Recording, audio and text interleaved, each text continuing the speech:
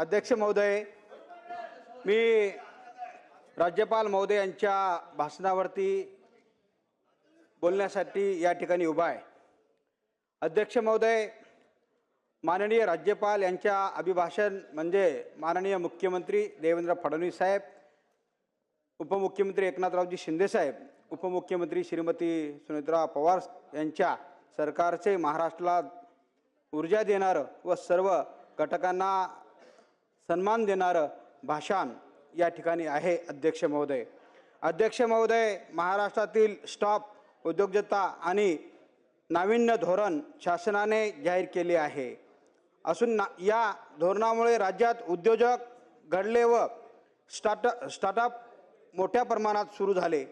त्यामध्ये पद्धतीने नांदेड जिल्हा हा मराठवाड्यातील सर्वात मोठा जिल्हा असून नांदेड येथे मोठे उद्योग प्रकल्प नसल्यामुळे स्थानिक पातळीवर रोजगारांना संधी उपलब्ध होत नाही आहे। अध्यक्ष महोदय, शासनाने जिकडे गडचिरोली स्टील हब व पूर्व विदर्भ स्टील कॅलेंडर बनवलं, तसंच नांदेडला मोठा उद्योग हब उभारून उच्च शिक्षित तरुण तरुणीला रोजगाराची संधी उपलब्ध करून देण्यासाठी विचार या ठिकाणी व्हावा। अध्यक्ष महोदय, जमीन तुकडेबंदी प्रतिबंधक व एकत्रीकरण संदर्भातील शहरी भागातील हे धोरण फायदेशीर ठरत आहे, ही चांगली बाब आहे।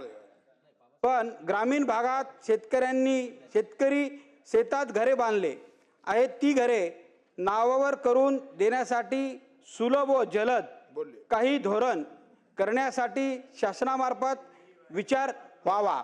अध्यक्ष महोदय, मुख्यमंत्री बळीराजा शेतपांधन रस्ते योजना शासनाने आणली असून त्याबद्दल मी शासनाचे अभिनंदन करतो। पांधन रस्ते हा ग्रामीण भागातील शेतकऱ्याचा अतिशय महत्त्वाचा घटक आहे। शेतकऱ्यांना येणाऱ्या अडचणी व पांधन रस्ते काम करण्यासाठी होणारा विलंब, पांधन रस्त्यासोबत ज्या शेतकऱ्यांची शेती नदीच्या ठिकाणी किंवा नदीच्या ओलांडून जाण्यासाठी पांधन रस्त्यावरती पुलाची समावेश करणे अत्यंत गरजेचे या ठिकाणी आहे। अध्यक्ष महोदय, आणि अध्यक्ष महोदय, ज्या पद्धतीनं शेतकऱ्यांसाठी पांधन रस्त्याचा निर्णय सरकारने या ठिकाणी घेतला, परंतु पांधन रस्त्यांचे जे काही कामं अनेक दिवसापासून या ठिकाणी रेखाडलेले आहेत, ते आपण आपल्या स्तरावरून शासनाला आपण सूचना कराव्यात आणि पांधन रस्त्याचे कामं तात्काळ मार्गी लावावेत अशी विनंती मी माझ्या वतीने आपल्याला करतोय। आपल्या वतीने आपण शासनाला करावी असं नम्र कळकळीचं आवाहन आपल्याला करतो। अध्यक्ष महोदय, दावोसमध्ये सरकारने अनेक गुंतवणुकीचे करार केले, परंतु नांदेड सारखा मोठा जिल्हा 16 तालुक्याचा जिल्हा असून एक थोडाफार उद्योग नांदेड करताही या ठिकाणी देण्यात यावा अशी विनंती आपल्या मार्फत मी शासनाला या ठिकाणी करत आहे। अध्यक्ष महोदय, अनेक विषय सरकारने राज्यपालांच्या भाषणामध्ये सरकारने या राज्याच्या हिताचे घेतले आहेत, परंतु शेतकऱ्यांसाठी अनेक विषय या ठिकाणी जास्तीचे करणं गरजेचे आहे। गेल्या पावसाळ्यामध्ये मोठा पाऊस काळ झाला, अनेक भागामध्ये पूर आला आणि पुरांमध्ये जे काही जमिनी खरडून गेल्या त्या जमिनीचे पंचनामे झाले, परंतु अद्याप शेतकऱ्यांना काही भागामध्ये पैसे या ठिकाणी मिळाले नाही आहेत। अध्यक्ष महोदय, त्या पाण्यामध्ये त्या पुरांमध्ये शेतकऱ्यांच्या विहिरी बुजून गेल्या।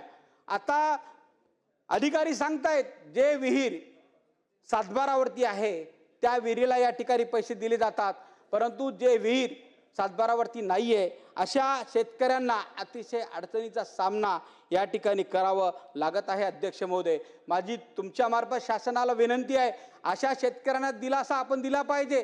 शेतकरी हतबल झालेला आहे, शेतकऱ्यांचा अतोनात नुकसान या ठिकाणी झालेलं आहे। अनेक शेतकऱ्यांचे जनावरं वाहून गेलेले आहेत, ज्या जनावरांना बिल्ला आहे अशा जनावरांचा पंचनामा केला जातो, परंतु असे जनावरं अनेक वाहून गेलेले आहेत। जनावरच वाहून गेल्याच्या नंतर त्याचा बिला या ठिकाणी कुठं मिळणार आहे। अध्यक्ष महोदय, अशाही शेतकऱ्यांना दिलासा देण्यासाठी आपण आपल्या माध्यमातून शासनाला या ठिकाणी सूचना करावी अशी विनंती तुम्हाला करतो। या राज्यपाल महोदय यांच्या भाषणावरती बोलण्याची संधी दिली त्याबद्दल आपला मनापासून आभार व्यक्त करतो आणि थांबतो। जय हिंद, जय महाराष्ट्र।